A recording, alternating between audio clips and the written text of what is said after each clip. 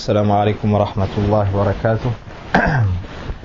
الحمد لله نحمده ونستعينه ونستغفره ونعوذ بالله من شرور أنفسنا ومن سيئات أعمالنا. من يهده الله فلا مضل له ومن يضلل فلا هادي له، وأشهد أن لا إله إلا الله وحده لا شريك له، وأشهد أن محمدا عبده ورسوله. يا أيها الذين آمنوا اتقوا الله حق تقاته ولا تموتن إلا وأنتم مسلمون. يا أيها الناس اتقوا ربكم الذي خلقكم من نفس واحدة وخلق منها زوجها وبث منهما رجالا كثيرا ونساء، واتقوا الله الذي تساءلون به والأرحام إن الله كان عليكم رقيبا. يا أيها الذين آمنوا اتقوا الله وقولوا قولا سديدا يصلح لكم أعمالكم ويغفر لكم ذنوبكم، ومن يطع الله ورسوله فقد فاز فوزا عظيما. أما بعد، فإن أصدق الحديث كتاب الله جل وعلا، وخير الهدي هدي محمد صلى الله عليه وسلم، وشر الأمور محدثاتها، وكل محدثة بدعة، وكل بدعة ضلالة، وكل ضلالة في النار. ثم أما بعد، يقول الله سبحانه وتعالى في كتابه الكريم: ألف لا بسم الله الرحمن الرحيم. ألف لام ميم. أحسب الناس أن يتركوا أن يقولوا آمنا وهم لا يفتنون، ولقد فتنا الذين من قبلهم فليعلمن الله الذين صدقوا وليعلمن الكاذبين. ويقول تبارك وتعالى: بسم الله الرحمن الرحيم. تبارك الذي بيده الملك وهو على كل شيء قدير، الذي خلق الموت والحياة ليبلوكم أيكم أحسن عملا وهو العزيز الغفور. فهاتان الآيتان الكريمتان بيّنت لنا أن الابتلاء سنة الله سبحانه وتعالى في عباده.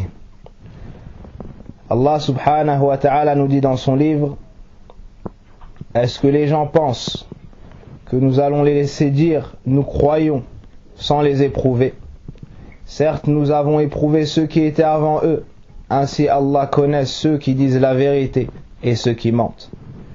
Et Allah nous dit dans un autre verset, toujours selon le sens rapproché: celui qui a créé la mort et la vie afin de vous éprouver et de savoir lequel d'entre vous sera le meilleur en œuvre, et c'est lui le puissant et le pardonneur. Donc, par sa sagesse, sa science, Allah subhanahu wa ta'ala éprouve ses serviteurs. Par ce qu'il veut, il fait ce qu'il veut subhanahu wa ta'ala. La yus'alu amma yaf'alu wa hum yus'alun. Allah tabaraka wa ta'ala éprouve ses serviteurs par le bien et par le mal, par la santé ainsi que la maladie, la pauvreté et la richesse. Et dans tout cela, il y a une épreuve pour le fils d'Adam. Et cela vaut pour l'ensemble de ses créatures, les meilleurs comme les prophètes et messagers, les saints et les pieux, et ceux qui sont à un niveau moindre, l'ensemble des serviteurs d'Allah subhanahu wa ta'ala, ou bien tous ces serviteurs sont donc sujets à l'épreuve. فَيَبْتَلِي مَنْ شَاءَ بِالصِّحَّةِ وَالْمَرَضِ بِالْفَقْرِ وَالْغِنَى. Allah subhanahu wa ta'ala يقول في كتابه الكريم: كل نفس ذائقة الموت ونبلوكم بالشر والخير فتنة وإلينا ترجعون.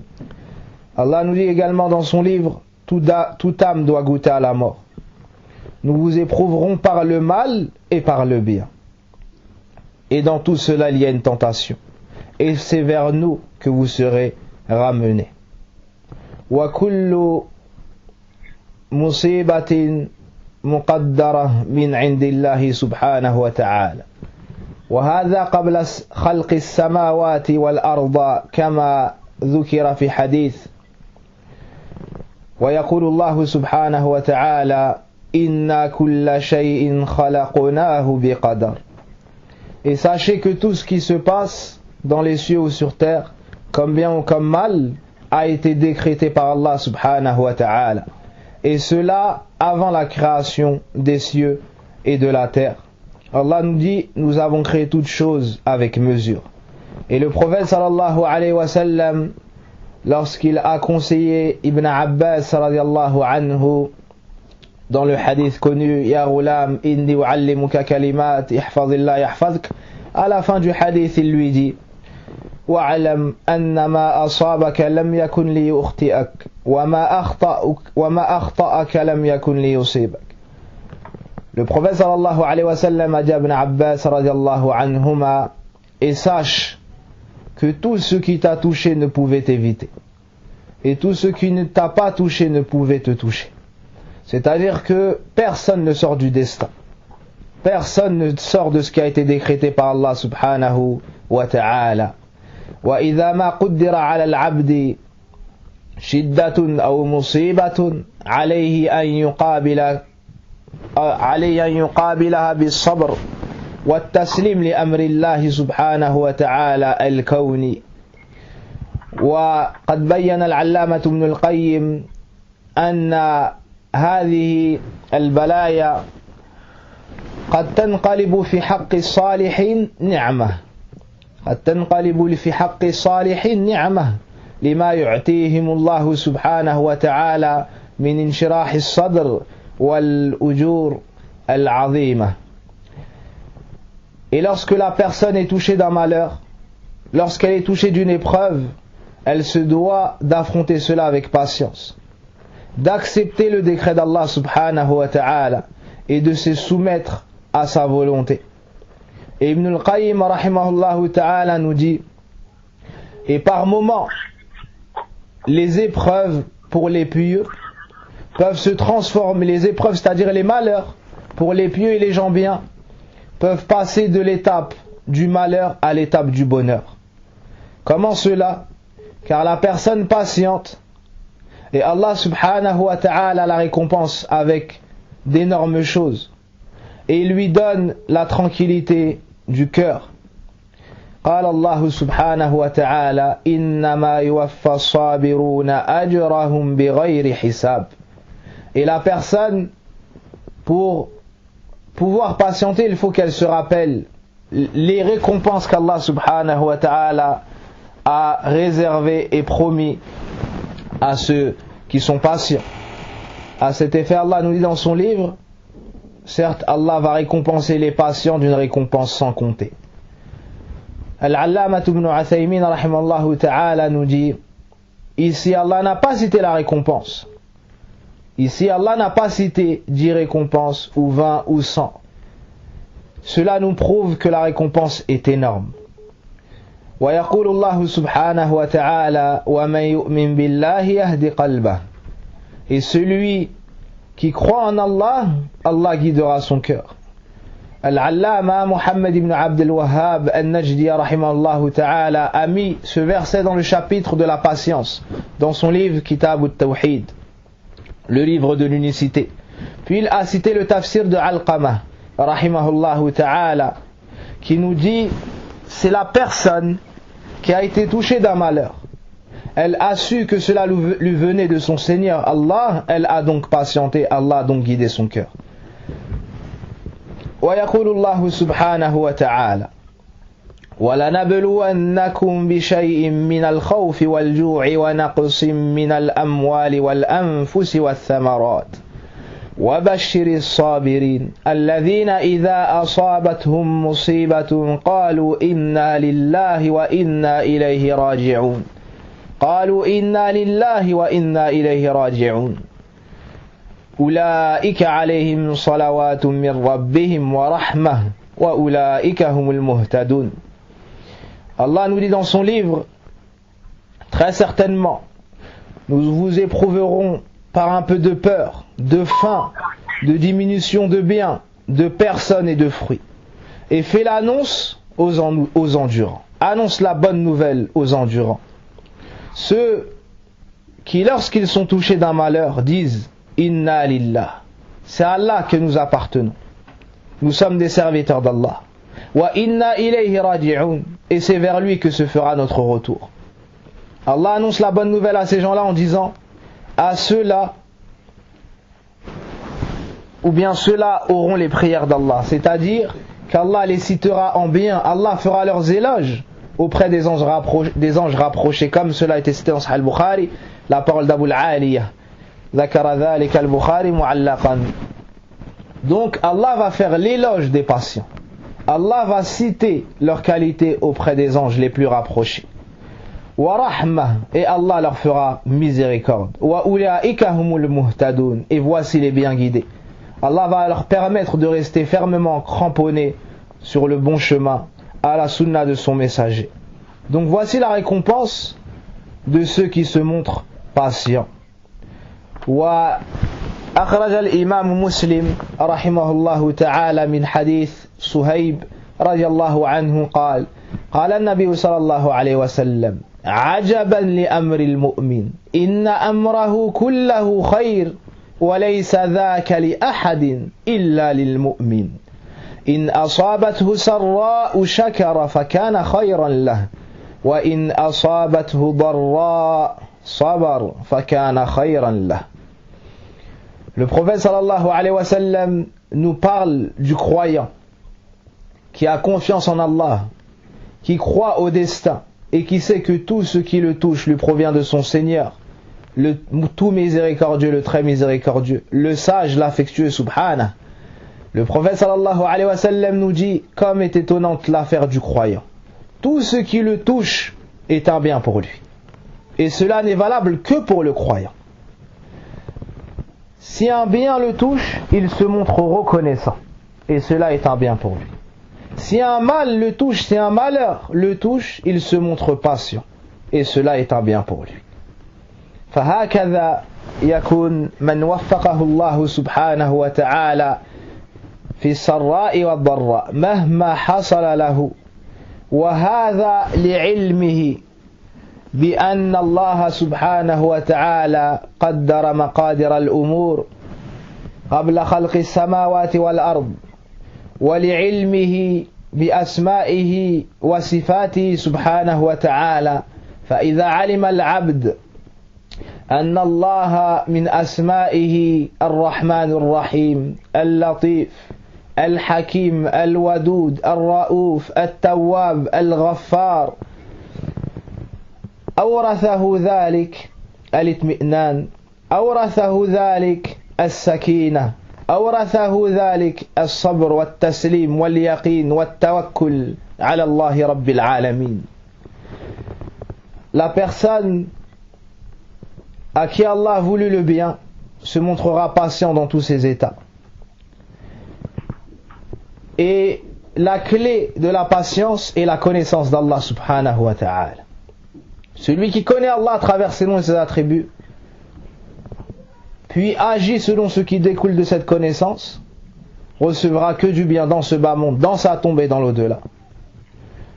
Et lors d'une épreuve, rappelez-vous qu'Allah subhanahu wa ta'ala a parmi ses noms Ar-Rahman Ar-Rahim, le tout miséricordieux, celui dont la miséricorde englobe toutes choses, Ar-Rahim, celui qui fait miséricorde à ses serviteurs, Al-Wadoud, l'affectueux, celui qui comble ses serviteurs de ses bienfaits afin qu'ils l'aiment, ou bien celui qui aime ses serviteurs pieux, Al-Hakim, le sage, celui qui met chaque chose dans leur endroit le plus adéquat. Et beaucoup de ces noms et ces attributs font que la personne patiente, pourquoi? Car elle sait qu'Allah subhanahu wa ta'ala, lorsqu'il fait, il fait avec science, lorsqu'il agit, il agit avec science et avec sagesse. ومما يعينك يا أمة الله على الصبر العلم بما أثر عن النبي صلى الله عليه وسلم في عظم أجور الصابر 'inda al-ibtila. Et parmi les choses, comme on a cité, qui vont vous aider à patienter, le fait de méditer et de connaître la grande récompense qu'Allah a préparée pour les patients. Et un point très important qu'on cite ici, anna al-ibtila'a la yastalzim al-burd min Allah subhanahu wa ta'ala. Al-ibtila' la yastalzim adamu mahabbati Allah subhanahu wa ta'ala li'abdi.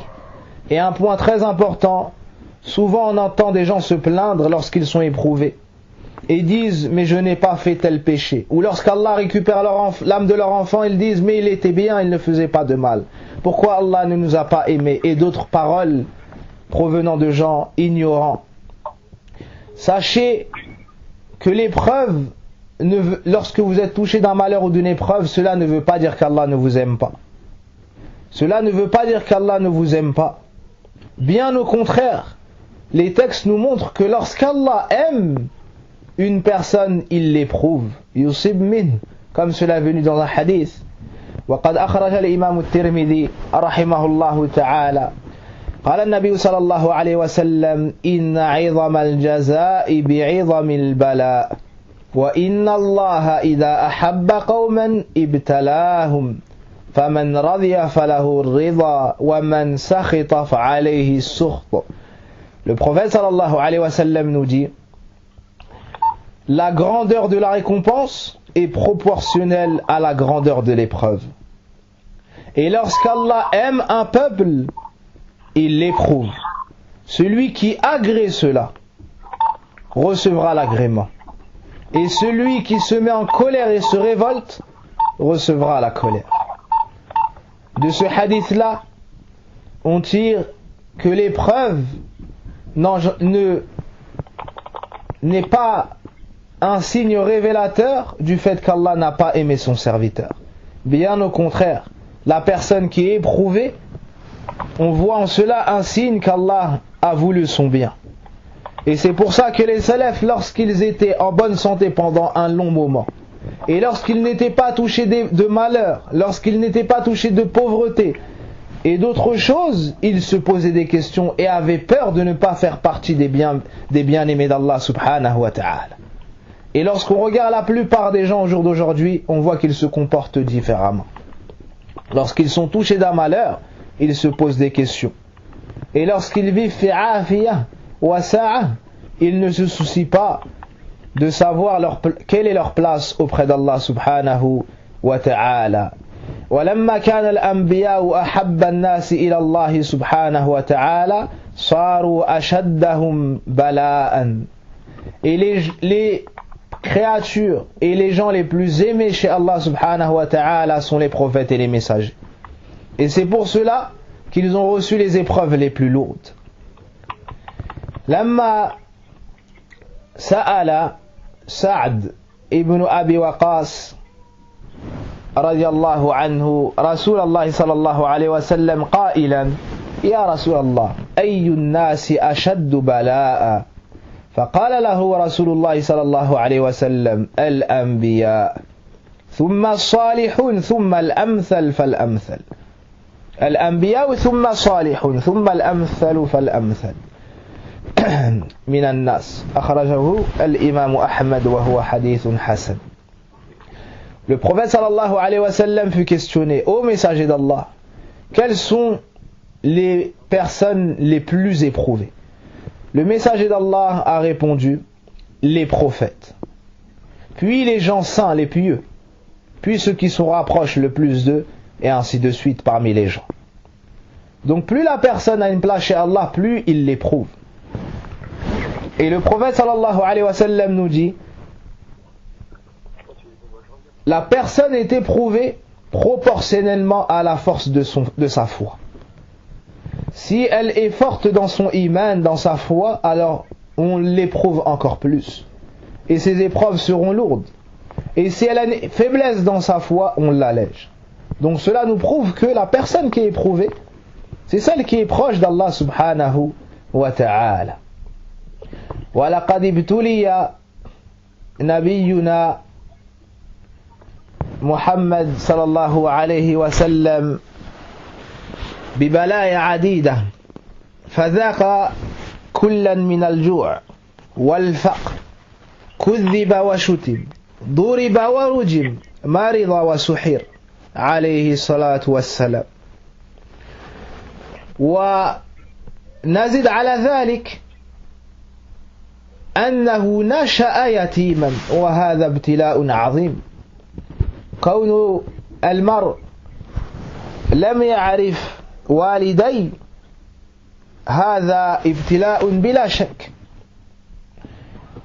ثم بعد ذلك فقد جده وعمه، وزيد على ذلك أنه فقد أي ماتت زوجته خديجة أم جل أولاده، وهي التي نصرته وأعنته بنفسها ومالها، ولما ماتت حزن عليها حزنا شديدا. Le prophète sallallahu alayhi wa sallam est la créature la plus aimée d'Allah subhanahu wa ta'ala, et la créature qui a eu le plus grand rang chez Allah subhanahu wa ta'ala, et c'est pour cela que c'est celui qui a reçu les épreuves les plus lourdes. On a cité auparavant le verset dans Surat al-Baqarah qu'Allah va éprouver ses serviteurs par la fin, jusqu'à la fin du verset. Ben sachez que le prophète sallam a reçu toutes ces épreuves. Il a connu la pauvreté, la faim. On l'a démenti, on l'a insulté. On l'a même frappé, agressé. On lui a jeté des pierres. Il a goûté à la maladie et même à la sorcellerie. Et pour revenir et pour commencer par le début, sachez qu'il a grandi orphelin. Il a grandi orphelin, et cela sans aucun doute est une grande épreuve. Puis il a perdu son grand-père, puis son oncle, et toute personne s'étant occupée de lui. À l'âge de 25 ans, il a épousé Khadija bint Khuwaylid radiyallahu anha. Celle-ci l'a aidé de la meilleure façon. Une femme qui a donné sa vie, son argent et sa personne pour secourir son bien-aimé, prophète et messager et cher époux. Elle a dépensé tout son bien, tous ses biens pour secourir l'islam et son mari. Et lorsqu'il est revenu de la grotte, lorsque pour la première fois il a reçu la révélation, les 5 premiers versets de Surat Iqra, il est revenu et était apeuré. Il tremblait et avait peur. Et c'est elle qui l'a aidé, l'a secouru, l'a tranquillisé, puis allé chercher son cousin Waraqa afin de l'aider. C'est elle qui a été la cause de l'ensemble de ses enfants, excepté Ibrahim, qui est le fils de Maria, la copte. Donc, pratiquement tous ses enfants sont le fruit de Khadija radiallahu anha. Et que pensez-vous de l'amour d'un homme qui a une femme de la sorte? Sans aucun doute, le prophète sallallahu alayhi wa sallam l'a aimé énormément, car c'était une femme modèle, une femme pieuse, une femme pure, dévouée à son mari, puis par la suite dévouée à l'islam. Et il a perdu cette femme-là de son vivant. Il a donc été très triste, et cela est encore une épreuve qu'a reçue le prophète sallallahu alayhi wa sallam. Et personne ne peut savoir la douleur de perdre un être cher qui a cette valeur-là, sauf celui qui a déjà vécu cela. ونزيد على ذلك أنه مات جميع أولاده صلى الله عليه وسلم إلا فاطمة رضي الله عنها في حياته. On ajoute une épreuve ô combien immense, la perte des enfants. Ben sachez que le prophète sallallahu alayhi wa sallam a perdu l'ensemble de ses enfants et les a vus mourir de son vivant. excepté Fatima, qui est morte quelques mois après lui, sallallahu alayhi wa sallam, et qui est la première à l'avoir rejoint, sallallahu alayhi wa sallam. ونخص قصة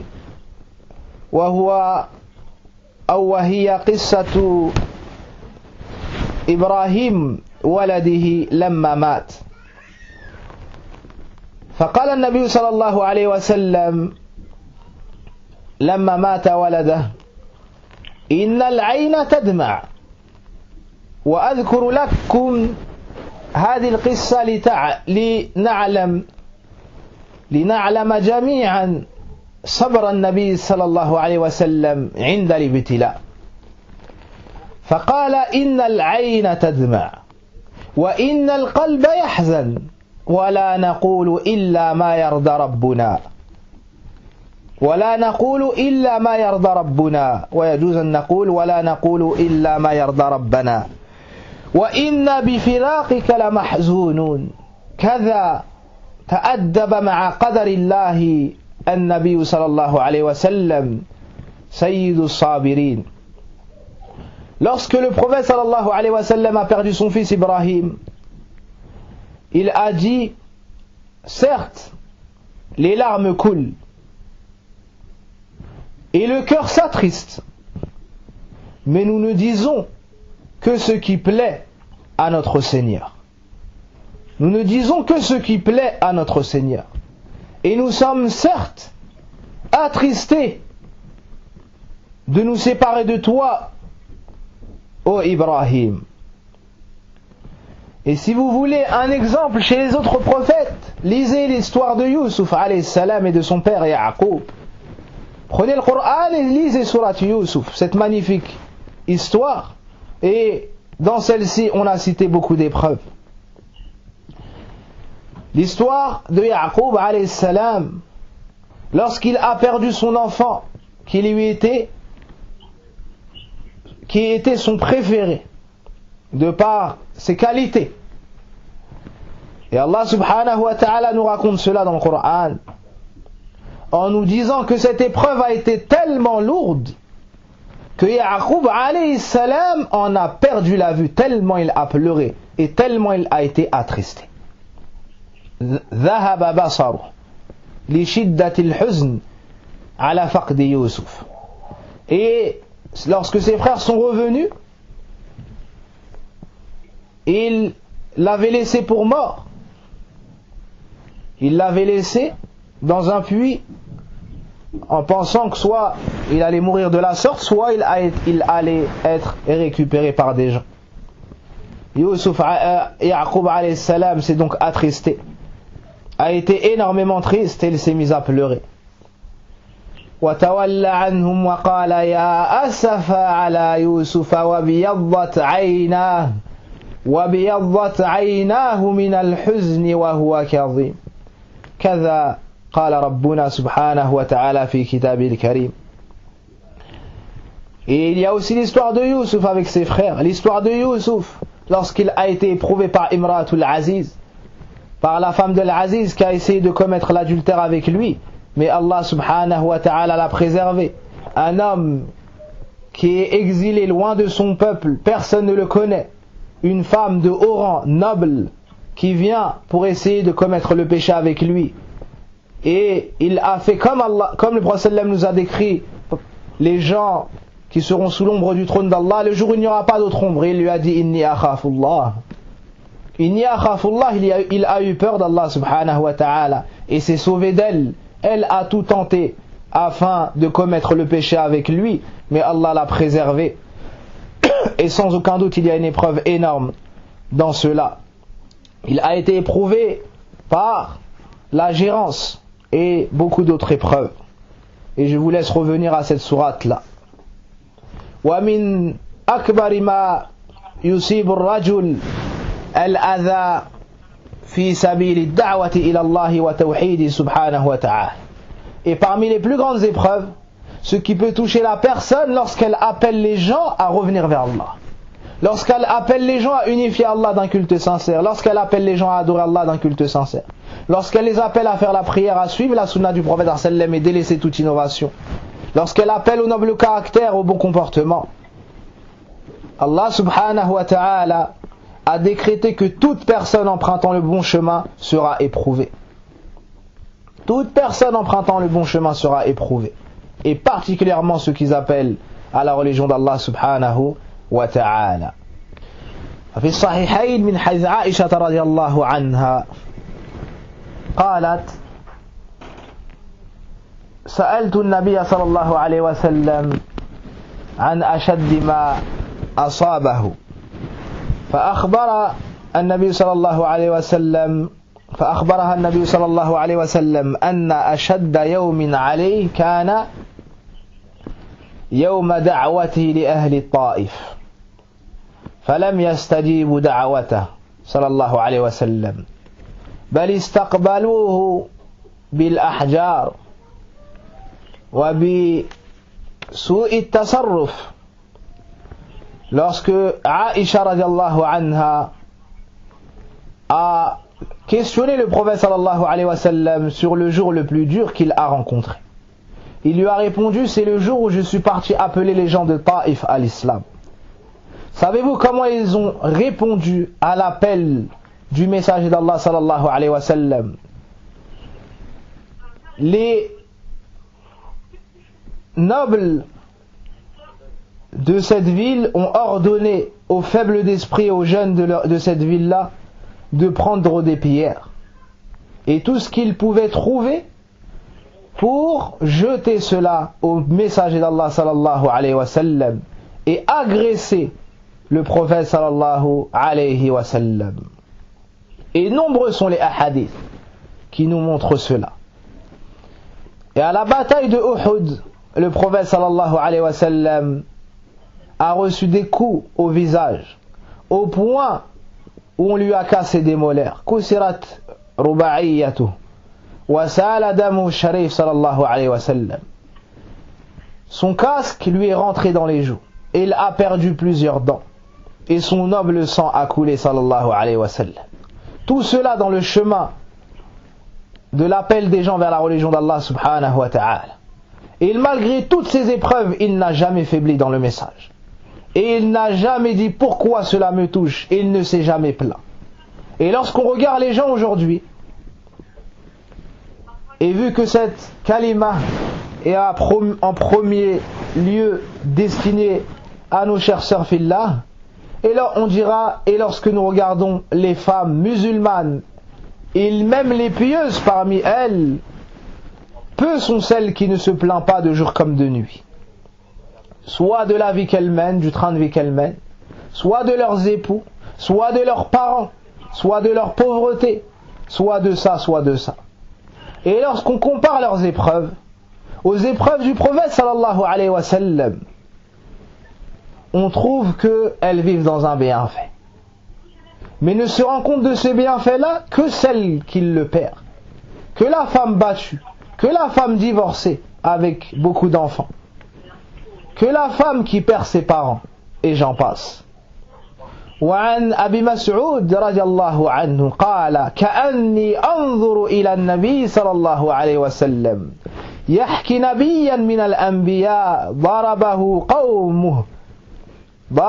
قومه فأدموه وهو يمسح الدم على وجهه ويقول اللهم اغفر لقومي فإنهم لا يعلمون أي صبر هذا أي صبر هذا. Abu Mas'ud radiallahu anhu nous dit: c'est comme si je voyais le messager d'Allah devant moi lorsqu'il racontait l'histoire d'un prophète parmi les prophètes qui a été agressé par son peuple au point de faire couler son sang, et il essuyait son visage. Il essuyait le sang de son visage en disant: oh Allah, pardonne à mon peuple, car ils ne savent pas. Muttafaqun alayh. C'est-à-dire, cela a été rapporté par l'imam al-Bukhari et l'imam Muslim. هؤلاء هم أولياء الله صفوة خلقه سبحانه وتعالى ومن أفضل صفاتهم الصبر والتسليم والرضا لأمر الله الكوني جل وعز يضربون وهم يقابلون ذلك بالصبر بالثبات على الحق بالاستمرار على الدعوة إلى الله بل بالصفح والعفو مع الدعاء لأقوامهم. Regardez cette chose étonnante. Ce prophète-là se fait agresser au point où son sang a coulé. Est-ce qu'ils l'ont agressé car il a fait une mauvaise chose? Non. وَمَنْ أَحْسَنُ قَوْلًا مِمَّنْ دَعَا إِلَى اللَّهِ وَعَمِلَ صَالِحًا وَقَالَ إِنَّنِي مِنَ الْمُسْلِمِينَ. Il vient pour les appeler à l'islam, les faire sortir des ténèbres vers la lumière, les faire sortir de l'enfer vers le paradis, leur donner la belle vie dans ce bas monde, dans leur tombe et dans l'au-delà. Et regardez comment cela les accueille en les insultant, en leur jetant des pierres, en faisant couler leur sang. Et ces prophètes-là disent: Ya Allah, pardonne-leur, car ils ne savent pas. Est-ce que nous, on arrive à faire ça avec les propres personnes de notre famille lorsque nous sommes éprouvés par eux? Est-ce qu'on arrive à faire ça avec les gens de notre foyer? Chaque personne connaît la réponse en ce qui la concerne. Ces prophètes-là ne se sont pas arrêtés à là. Ils ont excusé leur peuple, les ont pardonnés, leur ont pardonné et ont même fait dua pour eux. Et au jour d'aujourd'hui, lorsque tu vois deux sœurs se disputer, t'entends l'une dire à l'autre: Wallahi, je ne te pardonnerai pas jusqu'à Yawm al-Qiyamah.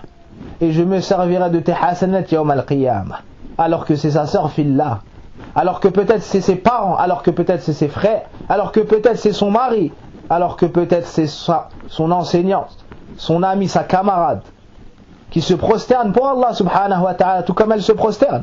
Elle n'arrive pas à trouver cette miséricorde et ce pardon et ces invocations pour sa sœur.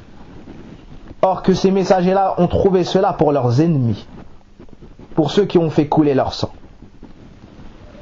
Ibn Mas'ud radiallahu anhu nous dit: جاء النبي صلى الله عليه وسلم يصلي عند البيت أي أمام الكعبة ولما سجد وضع رجل من قريش سلا جزور على ظهر النبي صلى الله عليه وسلم بين كتفيه وهم يضحكون من هذه الفعلة الشنيعة والرسول صلى الله عليه وسلم ساجدا لرب العالمين لا يتحرك لا يرفع رأسه حتى جاءت بنته فاطمة رضي الله عنها فطرحت أي أزالت على ظهره متفق عليه.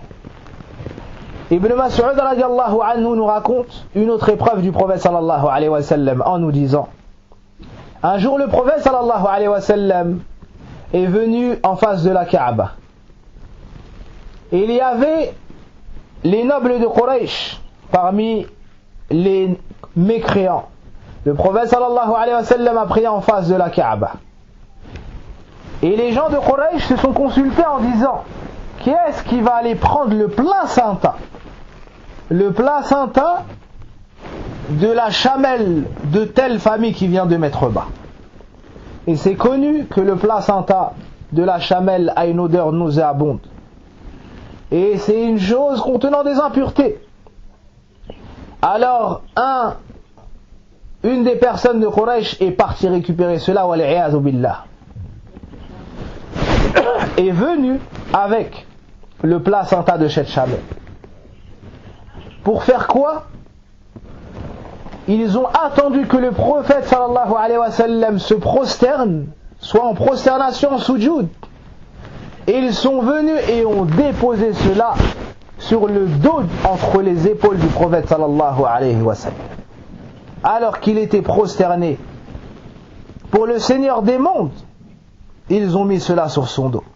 Wala hawla wala quwwata illa billah. Ensuite ils se sont mis à rire de la situation. Et le prophète sallallahu alayhi wa sallam ne relevait pas sa tête, ne s'est pas laissé distraire de l'adoration, de l'unicité de son Seigneur, et il est resté prosterné. Ibn Mas'ud se plaignait de sa faiblesse devant Kuffar Quraysh, car il était faible, il ne pouvait intervenir, sinon il lui aurait fait du mal et aurait porté atteinte à sa vie. Jusqu'à ce que Fatima radiallahu anha, cette femme pieuse, cette femme courageuse, la fille du prophète sallallahu alayhi wa sallam, Sayyidatu Ahli al-Jannah, est venue en courant et a enlevé cela du dos du prophète sallallahu alayhi wa sallam. Regardez l'épreuve qu'a reçue le prophète sallallahu alayhi wa sallam alors qu'il se prosternait. Et regardez l'épreuve qu'a reçue Fatima radiallahu anha. Quelle épreuve pire que de voir son père, la meilleure créature, recevoir ou bien se faire agresser par des gens. Et le prophète sallallahu alayhi wa sallam a reçu d'autres épreuves. Il a été éprouvé dans son honneur lorsque la tête des hypocrites, Ibn Ubay ibn Salul, a colporté sur l'honneur du prophète sallam en parlant sur Aïcha radiallahu anha, la femme préférée du prophète sallallahu alayhi wa sallam, en disant qu'elle avait commis le péché avec Safwan as-Sahabi radiallahu anhu. Aïcha a reçu cette épreuve-là immense, au point, comme elle nous le dit, lorsque le prophète sallallahu alayhi wa sallam est venu la trouver, et lui a dit: Ya Aïcha, si ce qu'ils disent est véridique, repens-toi à Allah subhanahu wa ta'ala et il effacera ton péché. Et si tu es véridique, alors Allah te secourra. Oh, kama qala an-nabi sallallahu alayhi wa sallam. Alors à ce moment-là, ses parents lui ont dit: Ajibi Rasulallah, réponds au messager d'Allah. Alors Aïcha radiallahu anha a dit: Ya abati, ajib Rasulallah. Oh mon père, réponds au messager d'Allah. Il lui a dit: je ne sais pas quoi dire, oh ma fille. Puis elle a dit: Ya ummi, ajibi Rasulallah. Sa mère a dit: je ne sais pas quoi dire. À ce moment-là, elle nous dit: alors mes larmes se sont mises à couler. Alors mes larmes se sont mises à couler. Elle a placé sa confiance en Allah subhanahu wa ta'ala. Imaginez-vous une femme pieuse, pure,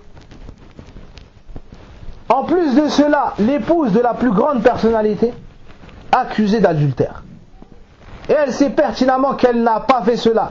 Plus encore, comme Allah dit dans le Coran, Rafilat.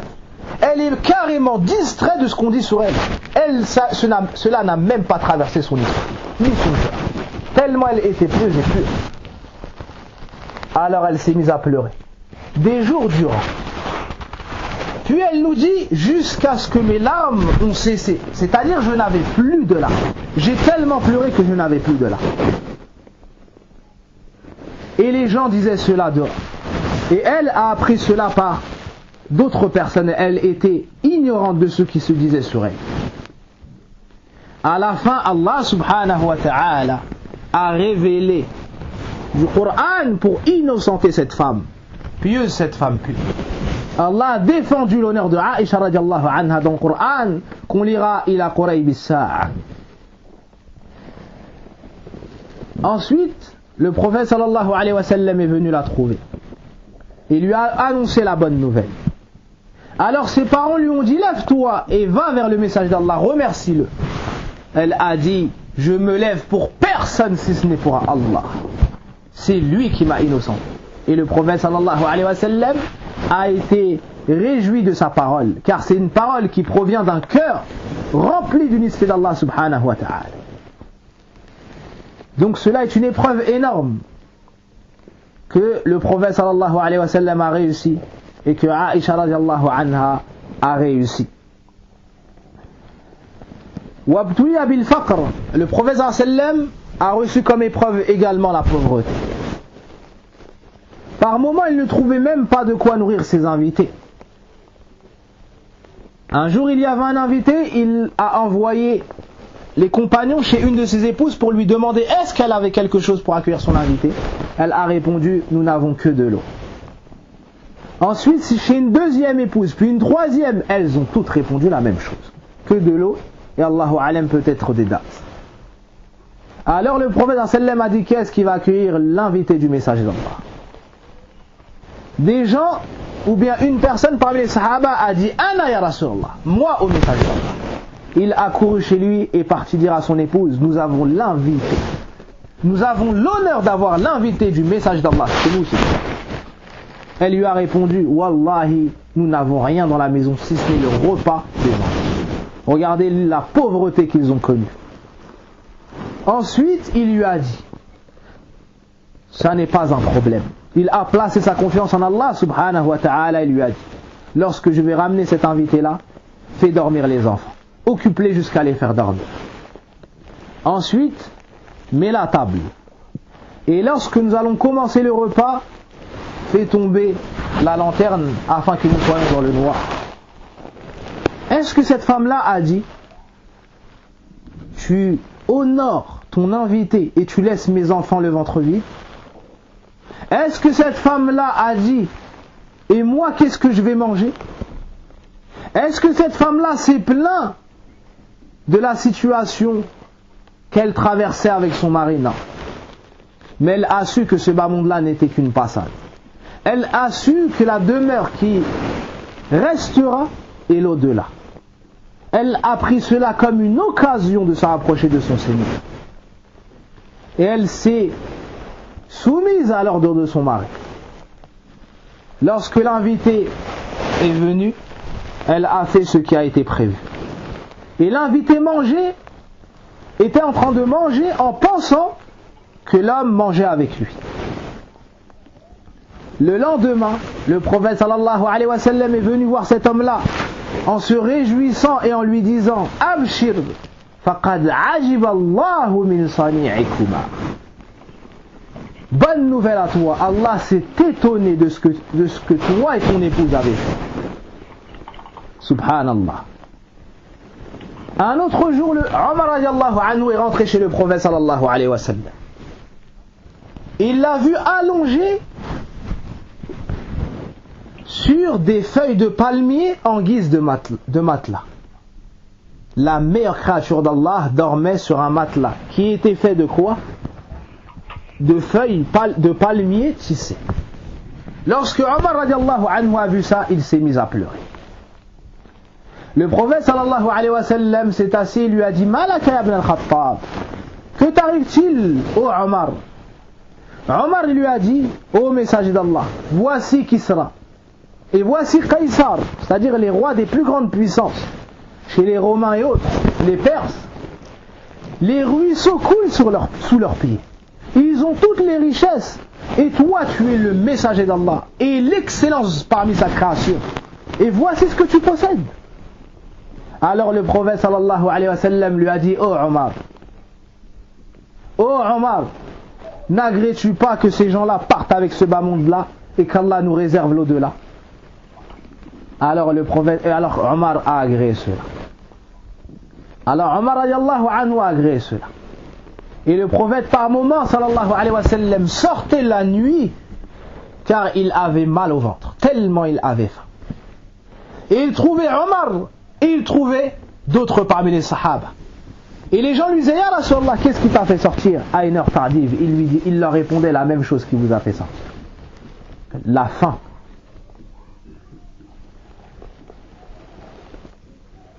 Et Aïcha radiallahu anha, lorsqu'elle racontait la situation à son neveu, Abdullah ibn Zubayr radiallahu anhuma, il lui a dit, oh ma tante, mais de quoi est-ce que vous vous nourrissez alors? Elle lui a dit, aswadan. Elle lui a dit, des dattes et de l'eau. Et par moment, pendant 3 lunes, on n'allumait pas la cheminée. 3 lunes, c'est-à-dire durant 3 mois, il n'y avait pas de nourriture à faire cuire. Quelle personne pourrait supporter ces épreuves-là? si ce n'est celle qui a su que cela nous venait d'Allah subhanahu wa ta'ala, et qu'Allah est plus miséricordieux envers elle que la propre personne envers elle-même. Et parmi les plus lourdes épreuves, la maladie. La maladie, le prophète sallallahu alayhi wa sallam a été touché de la maladie. Et combien sont les appels que nous recevons d'hommes et de femmes touchés par une maladie très difficile qui est la sorcellerie. Et combien sont les gens qui, lorsqu'ils sont touchés de ce mal-là, se dirigent à droite, à gauche. Ils avancent et reculent et oublient de se diriger vers celui qui est au-dessus de son trône, au-dessus de cette cieux, Allah, Rabbil Alamin. Ils oublient de lever leurs mains vers celui qui ne dort jamais, vers celui qui est le vivant, qui ne meurt pas, subhanahu wa ta'ala, vers celui qui entend tout et qui est doux et miséricordieux. Le prophète sallallahu alayhi wa sallam a été touché de la sorcellerie d'une femme juive et il ne l'a même pas assassiné, il ne l'a même pas fait tuer par la suite, et il a patienté sur cela. Et cela est même la cause de sa mort sallallahu alayhi wa sallam après quelque temps. Et un exemple, parmi les gens qui ont été touchés de la maladie, une femme au temps du prophète sallallahu alayhi wa sallam, une femme noire qui était touchée de crises d'épilepsie, soit par un djinn ou autre, car il y a plusieurs sortes. Elle est venue voir le prophète sallallahu alayhi wa sallam en lui disant: ô messager d'Allah, invoque Allah afin qu'il me guérisse. Le prophète sallallahu alayhi wa sallam lui a répondu: si tu veux, j'invoquerai Allah afin qu'il te guérisse, et tu guériras, incha'Allah. Et si tu veux, tu patientes, voilà qu'il jannah, et tu auras en récompense le paradis. Elle lui a dit: je choisis donc la patience au messager d'Allah. Mais lorsque j'ai ces crises-là, je me découvre. Alors invoque Allah afin que je ne me découvre pas lors de mes crises. Allahu Akbar. شغلها الشاغل وهمها الحياة وحجابها Subhanallah. Elle lui a dit: lorsque j'ai ces crises-là, je me découvre, invoque donc Allah afin que je ne me découvre pas lors de ces crises. Où avez-vous vu une femme touchée d'une lourde maladie dont le seul souci est de ne pas montrer son corps et ses cheveux à un homme étranger? Son seul souci à cette femme-là était de ne pas faire tomber son hijab lorsqu'elle était malade, lorsqu'elle avait ses crises, lorsqu'elle était attaquée. Subhanallah. Et tu trouves au jour d'aujourd'hui des femmes saines d'esprit, saines dans leur santé, et pourtant elles se permettent de sortir, marcher sur la terre d'Allah en contradiction avec ce qui plaît à Allah comme tenue. Wala hawla wala quwwata illa billah. Lorsque vous entendez l'histoire de cette femme, comment est-ce que la femme qui ne porte pas le hijab, qui ne porte pas le jilbab, ou qui se voile comme il lui plaît à elle, mais pas en suivant la sunna du prophète sallallahu alayhi wa sallam, comment cela est possible? Alors que cette femme-là, son seul souci était de ne pas faire tomber son hijab. La femme a l'ordre de se couvrir de la tête aux pieds. Il y a une divergence en ce qui concerne le visage et les mains. Mais ce sur quoi il n'y a aucun doute, c'est que de mettre un simple foulard sur la tête avec une robe de maison, cela n'est pas suffisant et n'est pas agréé chez Allah subhanahu wa ta'ala. Wa shay'u bi shay' yudhkar.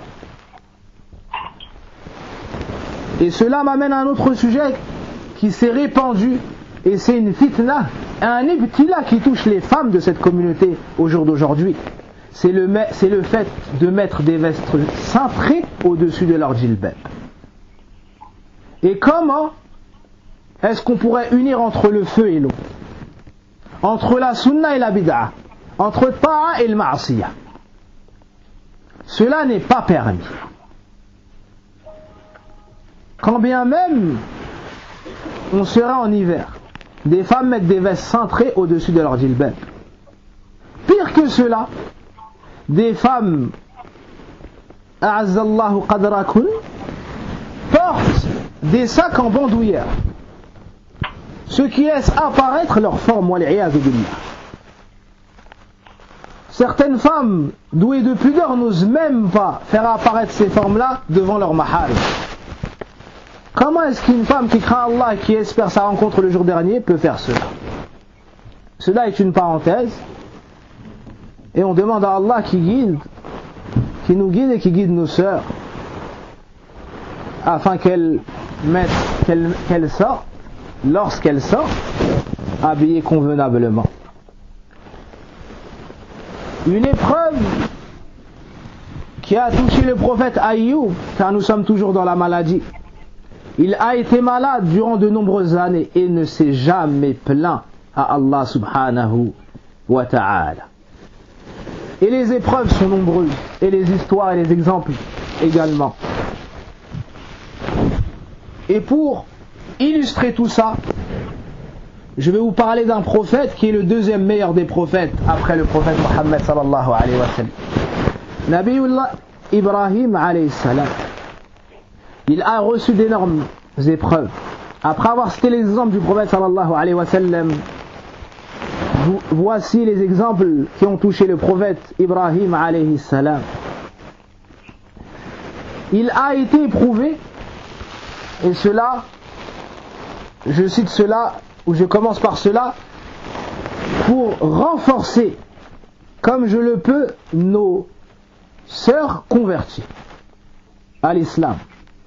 Nos sœurs, où Allah a vu du bien dans leur cœur, il les a donc purifiées de la mécréance et du shirk, et les a fait rayonner de par leur conversion à l'islam. Beaucoup d'entre elles sont éprouvées par un père kafir, par un père non musulman, qui leur a déclaré la guerre à partir du moment où elles ont décidé de ne se prosterner que devant Allah et de ne suivre que la législation du prophète Mohammed sallallahu alayhi wa sallam. Certaines parmi elles ont même été virées de chez elles, wal'iyadhu billah. Combien sont les sœurs qui nous ont appelés pour nous dire: mon père m'a mis à la porte, ma mère m'a frappé, et j'en passe. Sachez que ceux qui vous ont devancé dans cela sont le prophète Mohammed sallallahu alayhi wa sallam. Il a été viré de la Mecque et s'est retrouvé à Médine. Sachez que ceux qui vous ont devancé dans cela, dans ceux qui vous ont devancé dans cela, il y a le prophète Ibrahim alayhi salam. يقول الله سبحانه وتعالى في كتابه الكريم في سورة مريم: واذكر في الكتاب إبراهيم إنه كان صديقا نبيا إذ قال لأبيه يا أبت لم تعبد ما لا يسمع ولا يبصر ولا يغني عنك شيئا يا أبت إني قد جاءني من العلم ما لم يأتك فاتبعني أهدك صراطا سويا يا أبت لا تعبد الشيطان إن الشيطان كان للرحمن عصيا يا أبت إني أخاف أن يمسك عذاب من الرحمن فتكون للشيطان وليا قال أراغب أنت عن آلهتي يا إبراهيم لئن لم تنته لأرجمنك واهجرني مليا قال سلام عليك سأستغفر لك ربي إنه كان بي حفيا وأعتزلكم وما تدعون من دون الله وأدعو ربي عسى ألا أكون بدعاء ربي شقيا. Allah subhanahu wa ta'ala dans sourate Maryam nous raconte l'épreuve d'Ibrahim avec son père, l'épreuve d'un enfant musulman avec un père non musulman. Il est venu le trouver et lui a dit: oh mon père, pourquoi est-ce que tu adores ce qui ni n'entend ni ne voit et ne te sert à rien, ne peut être profitable? Oh mon père, m'est venue une science que tu ignores, suis-moi et je te guiderai sur le droit chemin. Oh mon père, n'adore pas le shaitan, car le diable a été désobéissant au tout miséricordieux. Oh mon père, j'ai peur que ne te touche un châtiment du tout miséricordieux et que tu fasses partie des alliés du diable. Regardez comment son père lui a répondu: est-ce que tu te détournes de nos divinités, ô Ibrahim? Si tu n'arrêtes pas, je te lapiderai et tu t'éloigneras de moi pour un long moment. Il y a une grande épreuve dans cela pour Ibrahim. Il appelle son père à l'islam, à la ilaha illallah, au tawhid, et son père se moque de lui. Et son père le menace de l'agresser et de l'exiler très loin de lui. Et son père lui ordonne d'arrêter de faire da'wa ila tawhid. Dans tout cela, il y a des épreuves pour l'enfant musulman de la part de son père qui n'est pas musulman.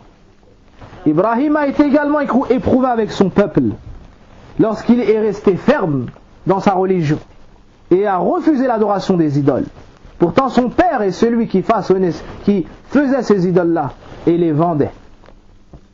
Allah dit dans le Coran: وَلَقَدْ آتَيْنَا إِبْرَاهِيمَ رُشْدَهُ مِنْ قَبْلُ وَكُنَّا بِهِ عَالِمِينَ قال لأبيه وقومه ما هذه التماثيل التي أنتم لها عاكفون قالوا وجدنا آباءنا لها عابدين قال لقد كنتم أنتم وآباؤكم في ضلال مبين قال وأجئتنا بالحق أم أنت من اللاعبين قال بل ربكم رب السماوات والأرض الذي فطرهن وأنا على ذلك من الشاهدين وتالله لأكيدن أصنامكم بعد أن تولوا مدبرين فجعلهم جذاذا إلا كبيرا لهم لعلهم إليه يرجعون قالوا من فعل هذا بآلهتنا إنه لمن الظالمين قالوا سمعنا فتى يذكرهم يقال له إبراهيم قالوا فأتوا به على أعين الناس لعلهم يشهدون قال وأنت فعلت هذا بآلهتنا يا إبراهيم قال بل فعله كبيرهم هذا فاسألوهم إن كانوا ينطقون فرجعوا إلى أنفسهم فقالوا إنكم أنتم الظالمون ثم نكسوا على رؤوسهم لقد علمت ما هؤلاء ينطقون قال فتعبدون من دون الله ما لا ينفعكم شيئا ولا يضركم أف لكم ولما تعبدون من دون الله أفلا تعقلون قالوا حرقوه وانصروا آلهتكم إن كنتم فاعلين قلنا يا نار كوني بردا وسلاما على إبراهيم وأرادوا به كيدا فجعلناهم الأخسرين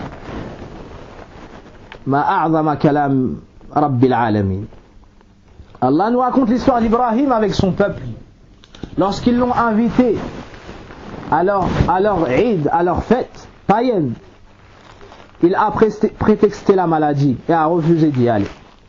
Lorsqu'ils sont partis, il est parti casser leurs idoles et a laissé la plus grande. Puis lorsqu'ils sont revenus, ils ont dit: qui est-ce qui a fait ça à nos divinités? Il est certes parmi les injustes. Il est certes parmi les injustes. Il parle d'Ibrahim alayhi salam. Ensuite, ils ont ramené Ibrahim, ils ont débattu avec lui. Et lorsqu'ils ont vu qu'il est resté fermement accroché au tawhid, accroché à la ilaha illallah et à l'islam, ils ont comploté contre lui. Ils ont allumé un feu énorme. Au point, les historiens ont dit qu'il a fallu une catapulte pour pouvoir le jeter dans le feu. Ensuite, ils l'ont pris et ils l'ont jeté dans le feu. Et comme dit Ibn Abbas, il a dit Hasbi Allah wa ni'mal wakil. Au moment où ils l'ont jeté dans le feu. Allah me suffit et quel bon garant. Il a placé toute sa confiance en Allah subhanahu wa ta'ala. Il n'a cherché l'aide qu'auprès d'Allah tabaraka wa ta'ala. Et Allah a ordonné au feu de devenir fraîcheur salutaire pour Ibrahim. Et Ibrahim a été épargné de toute brûlure et de tous les maux. Voici comment Ibrahim a été éprouvé par son peuple et comment est-ce qu'il est resté ferme, accroché à sa religion. Ibrahim a été éprouvé de par son épouse ou avec son époux, Sarah. Et Sarah a été éprouvée par la jalousie et par l'épreuve de la polygamie. Lorsque elle n'a pas réussi à avoir d'enfant, elle a donc donné Hajar à Ibrahim et d'elle il a eu Ismaïl. Imaginez la lourdeur qui a pu s'installer dans le cœur de Sarah. Et cette jalousie naturelle qui touche la femme. Mais elle a patienté dans son épreuve. Et Hajar a eu une épreuve énorme lorsque Ibrahim l'a laissé à Mecca par l'ordre de son Seigneur. Fi wadin ghayri dhi zara. Dans une terre ne comprenant aucune culture. Il n'y avait ni zonip, il n'y avait pas d'eau, il n'y avait personne. Ibrahim a laissé Hajar avec son enfant, son nouveau-né Ismaïl, qu'il a tant attendu toutes ces années. Il a eu un âge avancé. Allah lui a ordonné de partir. Ibrahim a donc laissé auprès de Hajar une gourde d'eau et des dattes. Comme cela est venu dans Sahih al-Bukhari, le hadith Ibn Abbas. Ensuite, il est parti et s'est dirigé vers son Seigneur. Lorsqu'il est parti, Hajar l'a suivi en marchant derrière lui. Et lui a dit: Ya Ibrahim, ayna tadhhabu wa tatrukuna bihadha alwadi alladhi laysa fi insan wala shay. Elle lui a dit: où est-ce que tu vas en nous laissant ici sur une terre où il n'y a personne et il n'y a rien? فقالت له ذلك مرارا. Et elle a répété cela. Et dans cela il y a une épreuve énorme pour Ibrahim alayhi salam.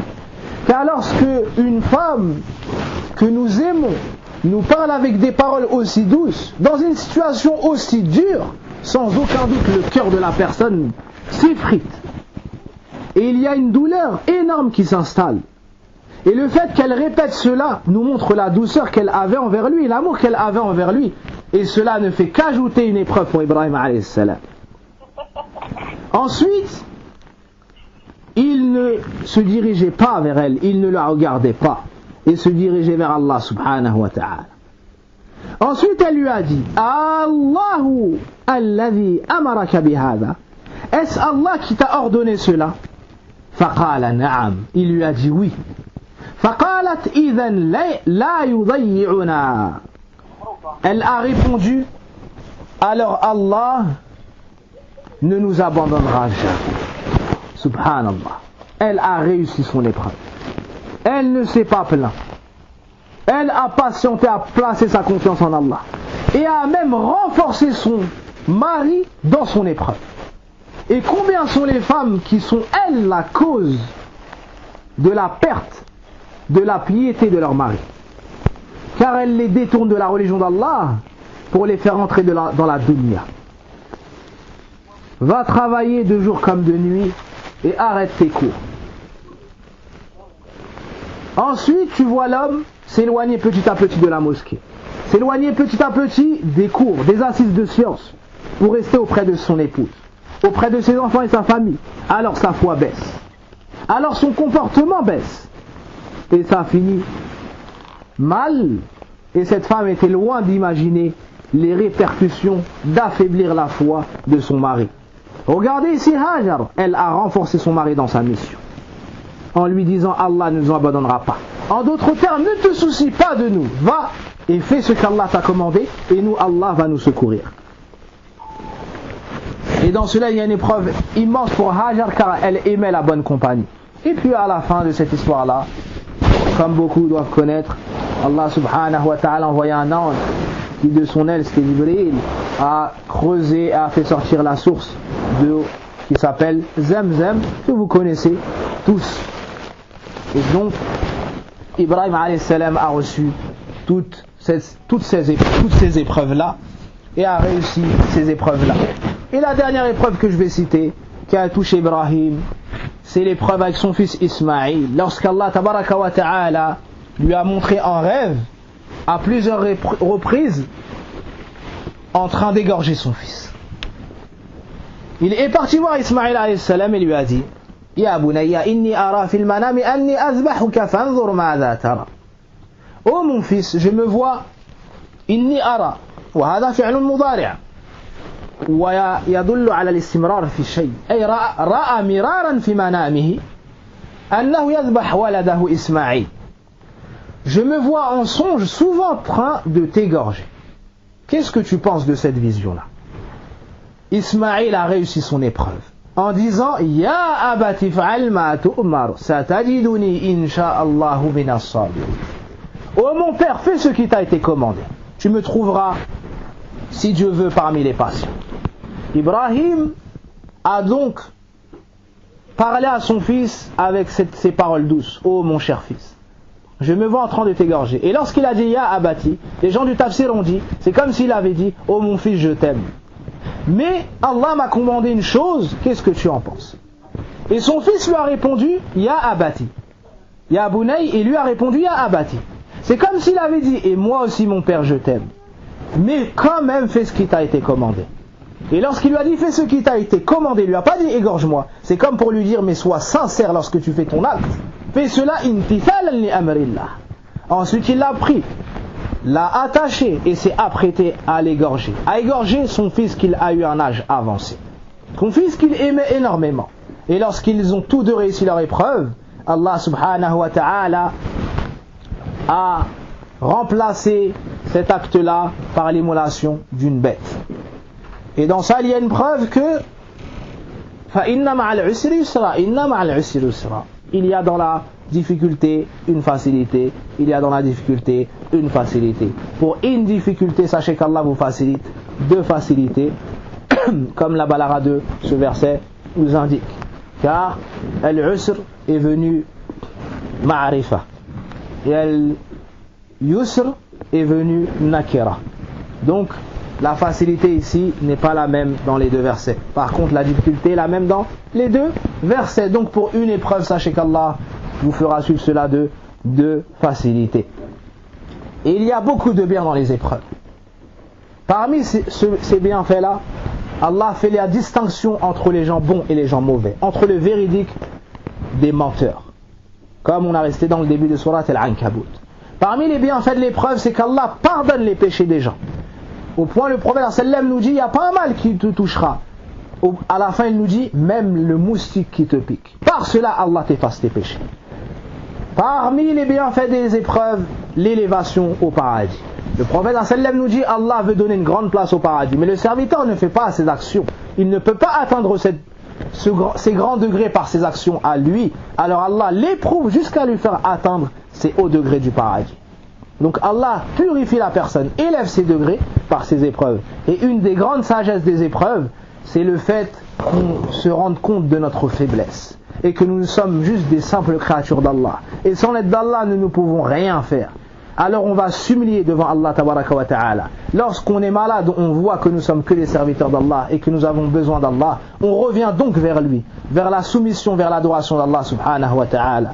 قال الله وَلَنُذِيقَنَّهُمْ مِنَ الْعَذَابِ الْأَدْنَى دُونَ الْعَذَابِ الْأَكْبَرِ لَعَلَّهُمْ يَرْجِعُونَ. Allah dit dans le Coran qu'il va nous toucher par les petites épreuves avant les grandes, afin qu'on revienne vers lui avec, de par son adoration, la soumission et le repentir. Donc, toutes ces épreuves-là ont touché les meilleurs de la création. Et nous maintenant, lorsque nous sommes touchés d'épreuves, on doit prendre ces gens-là en exemple. On doit patienter dans nos épreuves, invoquer Allah subhanahu wa ta'ala et lui demander de nous accorder la patience et de nous récompenser pour ces épreuves-là. Et je conclus en disant que les gens dans l'épreuve se divisent en quatre. La première catégorie, ahlut tasakhut, ceux qui se mettent en colère contre le décret d'Allah subhanahu wa ta'ala. Et ceux-là sont les pires des gens. Ils restent dans leurs problèmes et perdent toutes les récompenses. Na'udhu billah an nakuna ma'ahu. La deuxième catégorie, as-sabirun, les gens patients. Ils se soumettent au décret d'Allah, savent que ça vient d'Allah, ils ont mal au cœur, mais ils patientent. Ceux-là ont rempli leur obligation. Et cela est le niveau obligatoire. La troisième catégorie, ahlur rida, ceux qui agréent cette épreuve-là. Ils savent que ça vient d'Allah, ils acceptent leur épreuve et sont satisfaits de ce que Allah a décrété pour eux. Et savent que c'est un bien pour eux. Et au-dessus de cela, ash-shakirun, ceux qui vont remercier Allah de les avoir touchés de ce malheur-là. Car ils ont la certitude qu'Allah va élever leur degré par cette épreuve-là, effacer leurs péchés, et que Allah ne leur a voulu que le bien dans cette épreuve-là. Et on demande à Allah subhanahu wa ta'ala qu'il nous pardonne tous nos manquements et notre manque de patience lors des épreuves, et qu'il nous remplace cela par une patience et une certitude quant à sa promesse. Innama yuwaffa as-sabiruna ajrahum bighayri hisab. أسأل الله سبحانه وتعالى بأسمائه الحسنى وصفاته العلى أن يدخلنا الجنة وأن يغفر لنا ولوالدينا وأن يشفي لنا ومرضى المسلمين والحمد لله الذي به تتم الصالحات. سبحانك اللهم وبحمدك أشهد أن لا إله إلا أنت أستغفرك وأتوب إليك.